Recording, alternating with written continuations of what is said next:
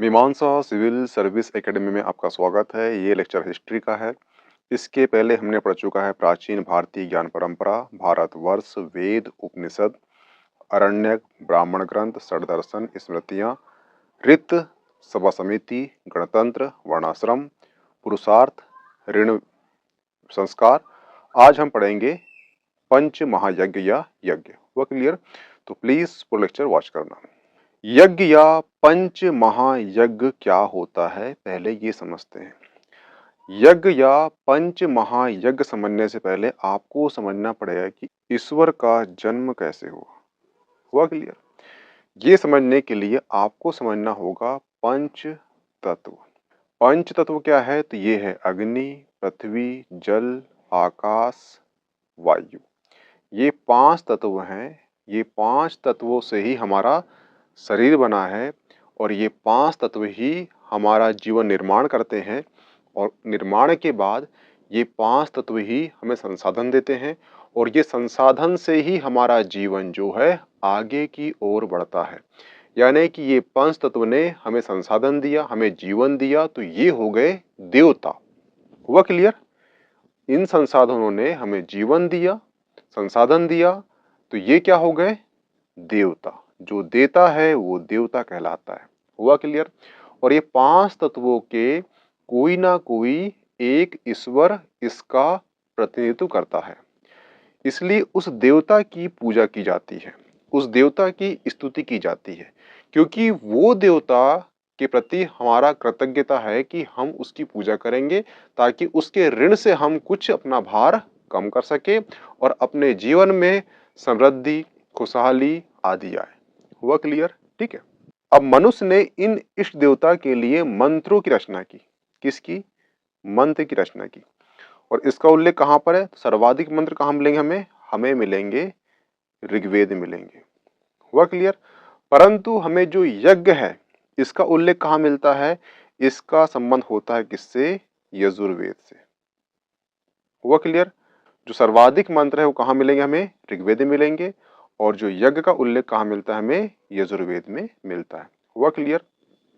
अब देखना आप, अब यज्ञ की शुरुआत कैसी हुई? तो देखना, आपने ईश्वर की प्रार्थना के लिए आपने मंत्र की रचना कर दी। जैसे कि मैं आपको पढ़ा रहा हूँ और आपको समझ में आ रहा हो और वही क्वेश्चन आपको एग्जाम में आ जाए, तो सिंपल सी बात है कि आप मेरी तारीफ करोगे कि सर आपने जो पढ़ा है हमें समझ में आया और आपका हम थैंक्स करते हैं। ठीक है, तो मेरे लिए क्या हो गया? मंत्र हो गया। और मान लो आपको और कुछ देना है तो आपकी जो लोकल डिश होगी वो बनाकर मेरे लाओगे, वो मुझे खिलाओगे ताकि मैं और खुश हो जाऊं और संतुष्ट हो जाऊं। उसी प्रकार देवता के जो प्रार्थना है उसके लिए हमने मंत्र की रचना कर दी। परंतु जो मनुष्य है ये मंत्रों की रचना कर दिया, परंतु मनुष्य का दिल नहीं माना और मनुष्य ने कुछ भोज्य पदार्थ भी देवता को अर्पण करना चाहा। हुआ क्लियर? अब अर्पण कैसे होगा? तो अर्पण होगा, एक वेदिका बनेगी आपकी यज्ञ की। ठीक है, यहाँ पे आप अग्नि जलाओगे। ठीक है, और यहाँ पे आप दोगे बलि। ठीक है, तो बलि 2 प्रकार की होती है। एक होती है बलि अनाज की, भोज्य पदार्थ की, और एक बलि होती है पशु की। बलि 2 प्रकार की होती है। तो आपने जो अग्नि में डाला वो ईश्वर के मुख में चल जाएगा। ऐसा क्यों? क्योंकि ऐसा माना गया है कि जो अग्नि है ये देवताओं का मुख होती है। आप जो भी चीज डालते हो अग्नि में वो ईश्वर को प्राप्त हो जाती है। ईश्वर या भगवान या देवता उससे संतुष्ट होता है। जो संतुष्ट होता है तो आपके ऋण कम होते हैं। जब आपके ऋण कम होते हैं तो आपके जीवन में खुशहाली, समृद्धि, वैभव आता है। हुआ क्लियर? तो यज्ञ इसलिए करते हैं, हुआ क्लियर, कि देवताओं की स्तुति हो गई, देवताओं को हमें अन्न चढ़ाना था, इसलिए हमने वेदिका बनाई, उसमें जलाई अग्नि। अग्नि में हमने जो अर्पण किया वो देवताओं के मुख में गया, देवताओं को प्राप्त हो गया, देवता खुश हुए। देवता खुश हुए तो हमारा ऋण कम हुआ, जब हमारा ऋण कम हुआ तो हमारा जो सुख संपत्ति हमें प्राप्त हुई। हुआ क्लियर? ये भी ध्यान रखना कि जो मनु स्मृति है, मनु स्मृति में कहा गया है कि हम जो अग्नि देव को जो कुछ भी समर्पित करते हैं ये सीधा का सीधा सूर्य के पास जाता है और सूर्य इससे पर्जन्य पदार्थ बनाता है। पर्जन्य कहने का मतलब है कि वो बादल बनाता है और बादल जो है बारिश के रूप में उसे ही पृथ्वी को देता है और जब पृथ्वी बारिश में गिरती है तो उससे फसलें पैदा होती है। जब फसलें पैदा होती है तो उस फसलें को मनुष्य खाता है और मनुष्य का जीवन निर्वाह होता है। साइकिल चलती है, यानी कि जो मनुष्य ने एक दाना दिया मनुष्य को वो 100 दाने के रूप में मनुष्य को मिल गई। इसलिए ये यज्ञ किए जाते हैं। तो आपको समझ में आ चुका होगा कि यज्ञ क्या होता है। हुआ क्लियर? अब देखना, जो वैदिक संस्कृति है, वैदिक संस्कृति में जो 4 आश्रमों का उल्लेख है, इसमें से 3 आश्रमों का उल्लेख कहाँ किया गया है? ये ध्यान रखना, ये क्वेश्चन आ चुका है यूपीएससी पीएससी में कि छांदोग्य उपनिषद में कितने आश्रम का उल्लेख किया गया है? तो 3 आश्रम का उल्लेख किया गया है। परंतु एक जबाली उपनिषद है, वहां पे 4 आश्रम का उल्लेख किया गया है। इसमें से एक आश्रम है कौन सा? गृहस्थ आश्रम। गृहस्थ आश्रम के अंतर्गत ही हमें मिलता है यज्ञ संस्कार या फिर पंच महायज्ञ। और इसके प्रकार होते हैं कितने? 3 प्रकार होते हैं। एक है स्रोत यज्ञ, एक है स्मार्त यज्ञ, एक है पंच महायज्ञ। अब ये 3 यज्ञ हैं, इसका टाइप ऐसा क्यों है समझ जाइए। ये जितने भी आपको स्रोत यज्ञ दिख रहे हैं ये काफी बड़े बड़े यज्ञ होते हैं। इनका उद्देश्य काफी बड़ा होता है और इसका उद्देश्य जो है सार्वजनिक होता है, इसलिए इसे स्रोत यज्ञ कहा गया है। और इन स्रोत यज्ञ का जो संबंध है वो होता है वेद से। हुआ क्लियर? इनका संबंध किससे होता है? वेद से होता है। जो स्मार्त यज्ञ है या ग्रह यज्ञ है, इसका संबंध होता है स्मृति से। स्मृति यानी कि अगर आप 4 वेद छोड़ दो, उनके 4 ब्राह्मण छोड़ दो, उनके आप 4 उपनिषद छोड़ दो, वेदांत छोड़ दो, बाकी जो बचता है वो सभी कहलाती है स्मृति। इसमें कि पुराण, महाभारत, महाकाव्य, ये सब किस में आते हैं? मनुस्मृति, ये सब किस में आते हैं? स्मृति में आते हैं। तो इनका संबंध किससे है? स्मृति से है। हुआ क्लियर? अब ये देख ले कि ये पंच महायज्ञ क्या होते हैं। तो ये समझ जाइए कि पंच महायज्ञ में ये व्यक्तिगत जो ऋण होते हैं उसको उतारने के लिए यह यज्ञ किए जाते हैं। इसमें देव यज्ञ, इसमें पितृ यज्ञ, इसमें ब्रह्म यज्ञ, इसमें अतिथि यज्ञ होते हैं। इस प्रकार इसमें 5 यज्ञ होते हैं, इसलिए इसे पंच महायज्ञ कहा गया है। तो आई होप समझ में आ चुका होगा कि स्रोत यज्ञ क्या होते हैं, स्मार्त यज्ञ क्या होते हैं और पंच महायज्ञ क्या होते हैं। ठीक है। जो ये दर्श है और पूर्णमास है, इसका संबंध होता है, जो दर्श है इसका संबंध होता है पूर्णिमा से, और जो पूर्णमास है इसका संबंध होता है अमावस्या से। जो अग्नि स्टोम है, इसमें अग्नि देवता के संबंध में यज्ञ किए जाते हैं। और जो नेक्स्ट है वो है वाजपेयी यज्ञ। ये ध्यान रखना कि दुनिया का सबसे लंबे समय तक यज्ञ चलता है कौन सा? वाजपेयी यज्ञ चलता है। जब ये वाजपेयी यज्ञ का अंत होता है तो इसके अंत में रथ दौड़ होती है और जो राजा होता है उसका रथ सबसे आगे होता है। ठीक है। एक क्वेश्चन आएगा कि सबसे लंबा यज्ञ कौन सा होता है? वो वाजपेयी यज्ञ होता है। ठीक है। नेक्स्ट है अश्वमेध यज्ञ। अश्वमेध यज्ञ जो है ये साम्राज्य विस्तार के लिए किया जाता था।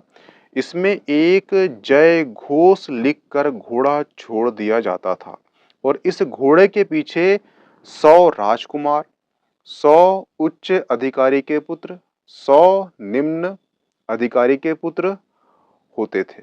और ये जब घोड़ा लौट के आता था तो कहीं कहीं पर लिखा है कि इस घोड़े की बलि दी जाती थी और कहीं कहीं पे लिखा है कि इस घोड़े की बलि नहीं दी जाती थी। हुआ क्लियर? इसी प्रकार से ये यज्ञ जो है राजा दशरथ भगवान राम के पिता ने भी किए थे और जो महाभारत में पांडव के सबसे बड़े भाई युधिष्ठिर ने भी इस प्रकार का अश्वमेध यज्ञ किया था। परंतु जब यज्ञ किया था तो जो अश्व छोड़ा था उस अश्व को भृगुवाहन ने पकड़ लिया था और जो भृगुवाहन है ये अर्जुन के पुत्र थे। तो अर्जुन उस अश्व को छुड़ाने गए थे और भृगुवाहन ने उनके पिता यानी अर्जुन की हत्या कर दी थी। तो ये कहानी काफ़ी लंबी है, ठीक है, यहाँ डिस्कस नहीं करेंगे, पर ध्यान रखना कि जो अर्जुन है उनकी हत्या उनके ही पुत्र भृगुवान ने कर दी थी। हुआ क्लियर? एक राजा हुए हैं, उनका नाम है मयूर शर्मन। मयूर शर्मन ने 18 अश्वमेध यज्ञ किए थे। ध्यान रखना, क्वेश्चन आपको आएगा कि मयूर शर्मन ने कितने अश्वमेध यज्ञ किए हैं, तो उसका आंसर है 18 यज्ञ किए हैं। एक क्वेश्चन ध्यान रखना कि एक क्वेश्चन आपको आया कि सबसे अंतिम यज्ञ संचालन किसने किया था, तो वो है जयसिंह सेकंड, जिनका नाम है सवाई मिर्जा राजा जयसिंह। इन्होंने जो 18वीं शताब्दी में अंतिम अश्वमेध यज्ञ कराया था, ये ध्यान रखना, ठीक है। और इन्होंने ही जंतर मंत्र बनवाया था, और जो जयपुर शहर है इन्होंने ही बसाया था, ये ध्यान रखना, ठीक है। और एक अंतिम और 5वां यज्ञ होता है, वो है राजसूय यज्ञ। यह यज्ञ जो है राज्य अभिषेक के दौरान किया जाता था, परंतु इन यज्ञों में प्रश्न चिन्ह उठा। प्रश्न चिन्ह ये उठा कि यह यज्ञ करने के लिए काफी संपन्न होना पड़ेगा आपको, आपका साम्राज्य होना चाहिए, काफी बड़े यज्ञ होते हैं, इतना खर्चा एक आम व्यक्ति के लिए करना बहुत मुश्किल है। तो इस पे एक प्रश्न ये उठ गया। दूसरा प्रश्न ये उठा कि जो अश्वमेध यज्ञ है जब कराते हैं, जब घोड़ा लौट के आता है, जब लौट के आता है तो उसे मार दिया जाता है, और ऐसा कहा जाता है कि इसे मोक्ष मिलेगा। तो जो चारवाक दर्शन के लोग थे उन्होंने कहा था कि ब्राह्मणों को तो अपने पिता की ही गर्दन काट देना चाहिए, क्योंकि अल्टीमेट हमारा जो लक्ष्य है वो मोक्ष पाना है। जब घोड़े को मोक्ष मिल रहा है तो तुम्हारे पिता को मोक्ष मिल जाएगा, इसलिए गर्दन उसी काट दो। इस प्रकार से जो चारवाक दर्शन के लोग हैं उन्होंने क्वेश्चन किया था, तो ये इस पे सवाल उठे थे, इसीलिए कुछ छोटे यज्ञ की चलन शुरू हो गई, और वो कहलाए स्मर्त यज्ञ या ग्रह यज्ञ। हुआ क्लियर? इसमें 3 प्रकार के यज्ञ होते थे, एक है सूर्य यज्ञ, एक है विष्णु यज्ञ, एक है इंद्र यज्ञ। और ये ध्यान रखना, ये तीनों जो यज्ञ हैं ये निष्काम भाव से किए जाते थे। ये तीनों यज्ञ कौन से थे? निष्काम भाव से किए जाने वाले यज्ञ कौन से थे? एक है सूर्य यज्ञ, एक है विष्णु यज्ञ, एक है इंद्र यज्ञ। हुआ क्लियर? अब चलते हैं कि इसमें पंच महायज्ञ क्या होता है, ये समझ जाते हैं, ठीक है। नेक्स्ट है पंच महायज्ञ। ये एक होता है देव यज्ञ, एक होता है ब्रह्म यज्ञ, एक होता है भूत यज्ञ, एक होता है पितृ यज्ञ, एक होता है नर यज्ञ या अतिथि यज्ञ। तो जो देव यज्ञ होते हैं ये देवताओं को प्रसन्न करने के लिए यज्ञ होते हैं। देवता कौन से होते हैं? तो यही 5 तत्व होते हैं, जिसमें पृथ्वी, अग्नि, वायु, आकाश, जल, ये 5 तत्व होते हैं प्रकृति के। और ये 5 तत्व जो प्रकृति के होते हैं, इन्हें कोई ना कोई देवता का प्रतिनिधित्व करते हैं, और इन देवता की पूजा की जाती है। क्यों की जाती है? क्योंकि संसाधन हमें मिलते हैं, हमारा जीवन आगे बढ़ता है, और इन 5 तत्वों से ही हमारा शरीर का निर्माण होता है। तो ये हमें देते हैं, इसलिए ये हमारे देवता कहलाते हैं, ठीक है। तो इनका हमारे ऊपर ऋण होता है, इस ऋण को कम करने के लिए हम करते हैं देव यज्ञ। हुआ क्लियर? ठीक है। एक होता है ब्रह्म यज्ञ। ब्रह्म यज्ञ का मतलब यह है कि ऋग्वेद काल से वर्तमान में जो भी वेद है, पुराण है, स्मृतियां हैं, ये सभी जो हैं ये ऋषि के ज्ञान के कारण ही हमें ज्ञान प्राप्त हुआ है। तो कहीं ना कहीं हम ऋषि के जो ऋणी हैं, क्योंकि अगर ऋषि ये ज्ञान लिखते नहीं, हमें ज्ञान होता नहीं। जब ये ज्ञान होता नहीं तो हम अनपढ़ होते, हम ना समझ होते। तो इस ऋषि के ऋण को उतारने के लिए हम करते हैं ब्रह्म यज्ञ। हुआ क्लियर? एक है भूत यज्ञ। भूत यज्ञ कहने का मतलब होता है कि देखना कि हम जब चलते हैं सड़क में, हम जब खाना खाते हैं, हम जो सांस लेते हैं, हम जब खेती करते हैं, ठीक है, तो बहुत सारे जीव की हत्या होती है। तो जीव की जो हत्या होती है तो कहीं ना कहीं हम उन जीवों के ऋणी होते हैं। इसी के लिए ऋण को उतारने के लिए जो यज्ञ होते हैं उसे कहते हैं भूत यज्ञ। हुआ क्लियर? एक है पितृ यज्ञ। आज आपकी जो स्थिति है, मेरी जो स्थिति है, ये कहीं ना कहीं हमारे पिता, ये कहीं ना कहीं हमारे माता पिता, हमारे जो पूर्वज, हमारे जो पूरे 3 पीढ़ी है, उनके कारण हमारी स्थिति आज ये है। अगर ये ना होते अच्छे तो हम भी आज अच्छे ना होते। तो इसीलिए हमारे कहीं ना कहीं हम पितरों के ऋणी होते हैं, इसलिए हम श्राद्ध करते हैं। अब आपसे एक क्वेश्चन पूछ रहा हूं मैं कि श्राद्ध पक्ष किसने स्टार्ट किया था उस ऋषि का नाम आप कमेंट बॉक्स में कमेंट करना कि ये क्वेश्चन आपको आने संभावना है। ठीक है, श्राद्ध पक्ष में देखना हम कौवे को खाना खिलाते हैं। कौवे खाना इसलिए खिलाते हैं, उसके दो रीजन है। एक रीजन तो ये है कि जो कौवा है ये यमराज का प्रतीक है, और जो दूसरा रीजन है उसका रीजन ये है कि जो कौवे के रूप में ही हमारे पूर्वज जो है यमलोक से मृत्यु लोक की ओर आते हैं, और हम जब उन्हें खाना खिलाते हैं तो वो तृप्त होते हैं। जब तृप्त होते हैं तो हमें वो जब वो तृप्त होते हैं तो वो खुश होते हैं। जब खुश होते हैं तो हमारा ऋण कम होता है। जब ऋण कम होता है तो सिंपल सी बात है, हमें सुख संपत्ति वैभव हमें प्राप्त होता है। ठीक है, एक है नृत्य या अतिथि यज्ञ।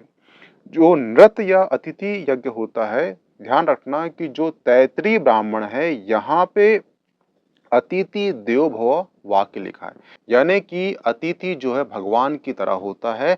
अतिथि का मतलब यहाँ पे ये बोला है कि जो अतिथि एक तिथि के लिए आया हो उसे हम अतिथि कहते हैं। मनुस्मृति में लिखा है कि ऐसा अतिथि जिसका आने की तिथि तय ना हो उसे अतिथि कहा गया है। अतिथि देवो भव जो वाक्य है ये तैतरेय ब्राह्मण लिखा है।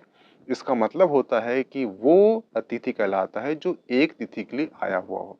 जब ये आते हैं तो हमारी आंखों से, हमारे विचारों से, हमारे जो मुख से, हमारे कर्तव्य से, इनके खान पान अच्छा करना चाहिए, ताकि ये जो है इनके मन से अच्छे भाव निकले। हमारे जो पाप है ये कम होते हैं, हमारे ऋण कम होते हैं। अगर आपने इसका जस्ट उल्टा कर दिया कि कोई अतिथि की आपने सेवा भाव नहीं किया, तो सिंपल सी बात है कि जो अतिथि आपके घर से नाराज होकर चले जाएगा, जो अतिथि का जो पाप है वो यहाँ पे रह जाएंगे, जो आपके पुण्य है वो अतिथि के साथ चले जाएंगे, तो आपको उल्टा आप ऋणी हो जाओगे पाप के। इसीलिए अतिथि की आप भगवान की तरह सेवा करना, ये ऐसा एक जो तैतरीय ब्राह्मण है मनुस्मृति में ऐसा कहा गया है। ठीक है, इसलिए इसके लिए यज्ञ होता है, इसे अतिथि यज्ञ कहते हैं। अब हम कर लेते हैं इसके कुछ फैक्ट जो आपके एग्जाम की दृष्टि से अति महत्वपूर्ण है। पहला क्वेश्चन है कि मयूर शर्मन ने कितने अश्वमेध यज्ञ किए थे, तो आपको बता चुका हूं इसने 18 अश्वमेध यज्ञ किए थे। अंतिम अश्वमेध यज्ञ किसने किया था, तो ये किया था जय सिंह ने। इनका पूरा नाम था सवाई राजा जय सिंह। इन्होंने जंतर मंतर निर्माण कराया था और इन्होंने ही जयपुर की स्थापना की थी। सबसे लंबा कौन सा यज्ञ है, तो वो है वाजपेयी यज्ञ है। हुआ क्लियर। और ये कौन सा यज्ञ है, ये स्रोत यज्ञ है। जो स्रोत यज्ञ है उसका संबंध किससे है, उसका संबंध है वेदों से है। जो स्मर्त जो यज्ञ है कि संबंध किससे है, वो स्मृतियां से है। ठीक है, अतिथि देवो भव किसमें लिखा है, तो ये ध्यान रखना जो अतिथि देवो भव है ये लिखा है तैतरीय उपनिषद में। हुआ क्लियर। ये ध्यान रखना जो बलिहार किस यज्ञ को कहते थे, तो इसका नाम है भूत यज्ञ। हुआ क्लियर। ठीक है, तो यहाँ पे आपका लेक्चर समाप्त होता है। इसकी पीडीएफ आपको मीमांसा एकेडमी का जो टेलीग्राम ग्रुप है वहाँ मिल जाएगी, प्लीज ज्वाइन कर लीजिए। ओके, थैंक्स, मिलते हैं नेक्स्ट टॉपिक में।